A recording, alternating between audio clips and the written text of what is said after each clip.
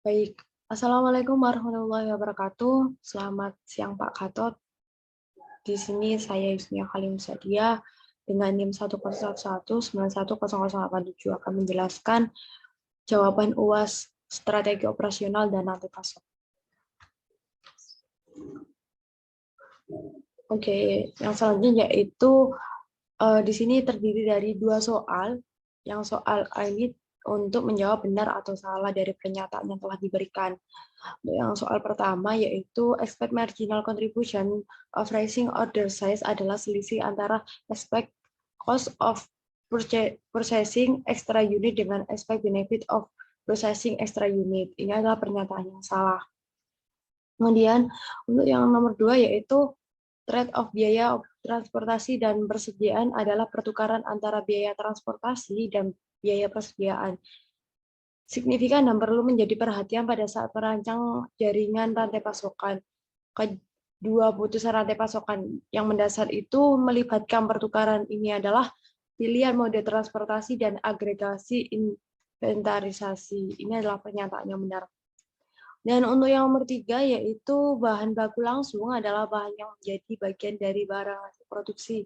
Sedangkan bahan baku tidak langsung adalah bahan yang berperan dalam pembuatan barang produksi. Tetapi wujudnya secara tidak langsung terlihat pada barang yang dihasilkan. Ini adalah sebuah pernyataan yang benar.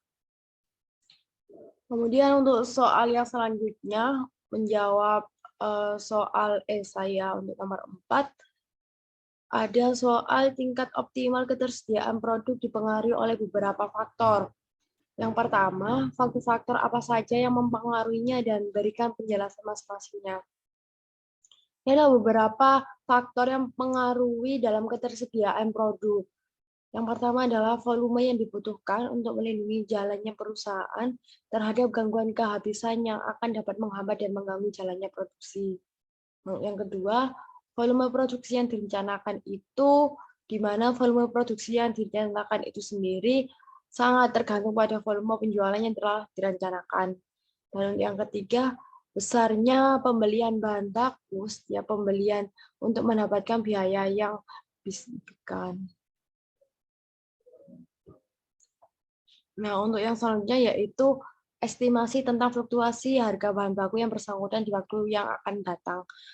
Kemudian ada pemerintah dengan peraturan-peraturan pemerintah yang menyangkut persediaan bahan baku, ada harga pembelian bahan baku, biaya penyimpanan dan risiko penyimpanan di gudang, ada tingkat kecepatan bahan baku menjadi rusak atau turun kualitasnya, kemudian biaya penimbunan atau yang bisa disebut the cost of overstocking adalah kerugian perusahaan dari setiap unit yang terjual di akhir musim penjualan. Kemudian ada biaya kekurangan persediaan atau yang bisa disebut cost of understocking adalah kerugian perusahaan setiap kehilangan penjualan dikarenakan tidak tersedianya persediaan. Nah, untuk yang soal B nomor 4 ini adalah apa yang dimaksud dengan CSL dan apa kaitannya dengan tingkat optimal ketersediaan produk. Pengertian dari CSL sendiri adalah optimal sirkulasi level pelayanan kontribusi marginal dari pembelian sebuah penambahan unit adalah 0. Kaitannya dengan optimal ketersediaan produk sendiri adalah CSL ini digunakan untuk memaksimalkan keuntungan yang diharapkan dan untuk mengevaluasi kuantitas yang diharapkan terlalu banyak menimbun dan understocked sebagai akibat dari kebijakan perusahaan. Nah, untuk yang selanjutnya, nomor 5, pertanyaannya adalah salah satu upaya untuk meningkatkan surplus rantai pasok adalah kolaborasi dengan pihak ketiga. Di samping kelebihan tersebut adalah ada risiko-risiko menggunakan pihak ketiga tersebut. Sebutkan 8 risiko jika menggunakan pihak ketiga. Risiko yang pertama adalah proses yang buruk atau hilangnya kendali dalam proses tersebut. Kemudian meniadakan biaya koordinasi, mengurangi kontak pelanggan atau pemasok, kemudian hilangnya kemampuan internal dan pertumbuhan kekuatan pihak ketiga, ada kebocoran data dan informasi yang sensitif, dan kontrak yang tidak efektif, serta hilangnya visibilitas rantai pasokan dan dampak negatif terhadap reputasi perusahaan. Untuk yang soal B nomor 6, yaitu Berikan inisiatif saudara untuk memitigasikan dan mengatasi resiko-resiko tersebut kepada masing-masing resiko hingga dampaknya bisa ditekan seminim mungkin. Yang pertama yaitu untuk menekan resiko, untuk mengatasi resiko tersebut yaitu menggunakan tim fungsional, kemudian mempertahankan fungsi in-house dan memastikan koordinasi yang sesuai kualitas daerah dan bisnis unit. Selalu mengevaluasi biaya total dari kepemilikan dan membangun hubungan jangka panjang dan kunci supplier, serta memonitoring setiap kegiatan yang dilakukan dan mengevaluasi setiap bulan ataupun triwulan. Untuk yang nomor 6 ini pertanyaannya adalah dalam IT framework, rantai pasok berdasarkan pada proses rantai pasok yang melibatkan unsur makro rantai pasok sebagai berikut, yaitu ada CRM, ISCM, ada SRM, dan TMF. Kemudian berikan penjelasan saudara tentang masing-masing makro dari proses rantai pasok tersebut, disertai dengan penjelasan proses apa saja yang ada di dalamnya.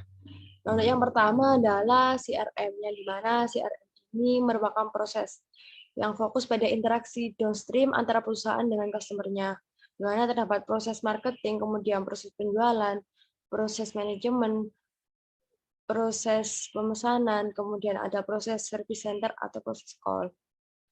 Yang kedua, ISCM adalah proses yang fokus pada operasi internal dalam perusahaan.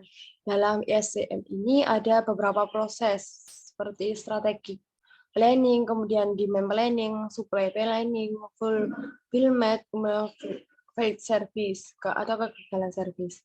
Nah, untuk SRM sendiri adalah proses yang fokus pada interaksi upstream antara perusahaan dengan supplier.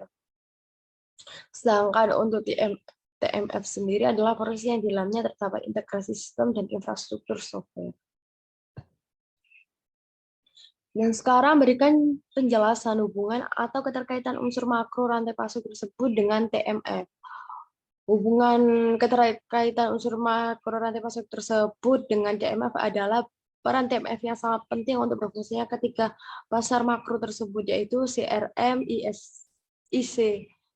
ISCM, kemudian SRM. Dan untuk proses komunikasinya dari satu dengan yang lain itu sangat penting untuk fokus pada proses makro tersebut. Karena kalau kita melihat secara keseluruhan itu mulai dari upstream hingga downstream. Nah, untuk yang nomor 7, di sini ada soal cerita ya. SO, strategi operasional dan rantai pasok, akan melakukan pemesanan suatu produk bernama semen, di mana harga semen dari pabrik sebesar 59.000, sedangkan biaya pemesanan sebesar 3 juta. KID memprediksi bahwa tahun berikutnya akan membutuhkan semen sebanyak 1.400.000 unit. Jika ongkos simpan semen sebesar 5%, maka hitunglah EOG dan frekuensi pesanan strategi operasional dan rantai pasok. Untuk yang A, ini ada rumus dari EOG sama dengan akar dari 2 dikali D dikali S, kemudian dibagi H dikali C.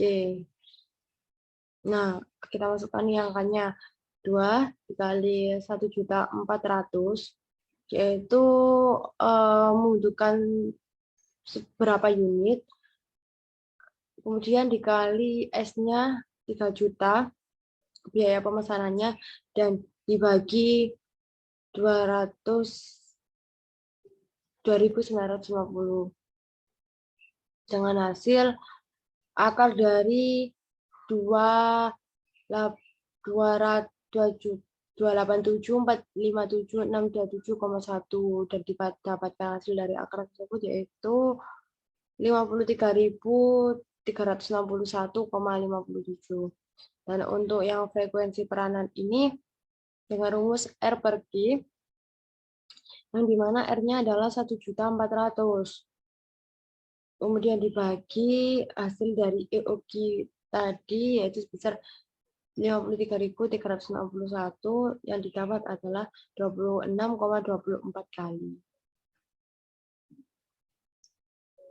Nah, untuk yang nomor 8 ya ini permintaan mingguan untuk ponsel di strategi operasional dan rantai pasok office supaya terdistribusi secara normal dengan rata-rata 2.500 dan standar deviasi 500. Pabrikan membutuhkan waktu 2 minggu untuk memenuhi pesanan manajer strategi operasional dan rantai pasok. Manajer memesan sebanyak 10.000 telepon ketika persediaan yang ada atau persediaan itu di tangan turun menjadi 6.000. Yang pertama, kita hitung safety inventory-nya, yaitu kita masukkan dengan rumusnya. Kita diketahuinya ada D-nya ada 2.500, itu rata-ratanya ya. Kemudian alfanya adalah standar deviasinya, rata-rata alfanya adalah sebanyak 2 minggu, kemudian SS-nya adalah 60% sama dengan, kemudian kita jadikan 0,6%. Dan jawabannya kita masukkan ke dalam rumus. S sama dengan D dikali 2 ditambah SS dalam kurung D dikali 2 lagi. D-nya kita masukkan 2.500 dikali 2 ditambah 0,6 dikali 2.500 dikali 2. Kita hasilkan 5.000 ditambah 3.000 sama dengan 5.000. Kemudian untuk yang B, persediaan rata-rata yang disediakan oleh SORP adalah cycle inventory-nya adalah Q dibagi 2. Q-nya sendiri sebanyak 10.000 dan dibagi 2 menghasilkan 5.000. Sedangkan untuk yang average inventory diketahui C1 plus E1, C1-nya diketahui 5.000. 5.000 ini ya. Kemudian S1-nya ini diketahui dari sini 8.000, maka kita jumlahkan sebanyak 13.000. Nah, untuk average flow time-nya, nah rumus average inventory-nya dibagi D-nya tadi ya, output-nya 13.000 dari sini, kemudian 2.500 dari D-nya ini 2.500 didapat dengan hasil 5,2 bit. Jadi untuk rata-rata ponsel di strategi operasional rantai pasok itu sebanyak 5,2 minggu. Baik, sekian presentasi dari saya. Apabila ada salah kata, saya mohon maaf. Wassalamualaikum warahmatullahi wabarakatuh.